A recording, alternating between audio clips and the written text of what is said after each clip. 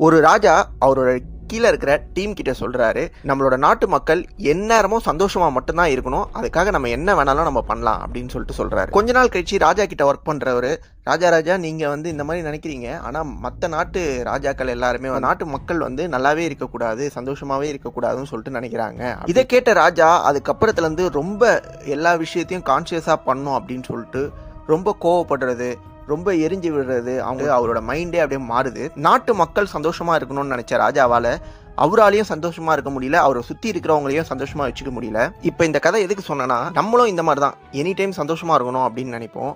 ஆனா அந்த mind set இருக்குமே தவிர அதை செயல்படுத்திருப்போமா அப்படின்னு கேட்டீங்கன்னா அது ஒரு பெரிய கேள்விக்குறி தான். ஸோ நல்ல எண்ணம் மட்டும் இருந்தா போதாது, அதை செயல்படுத்தவும் தெரிஞ்சிருக்கணும் அப்படின்றதுக்காக மட்டும் தான் இந்த கதை. அந்த நாட்டு ராஜாவும் யாரோ ஏதோ சொல்லிட்டு போறாங்க, அவரோட மக்களுக்காக மட்டுமே அவர் உழைச்சி இன்னமும் வளர்ச்சி பாதைக்கு எடுத்துட்டு போயிருந்தாருன்னா அவர் நினைச்சது நடந்திருக்கும். ஸோ உங்க நல்ல எண்ணத்தையும் செயலா மாத்துங்க.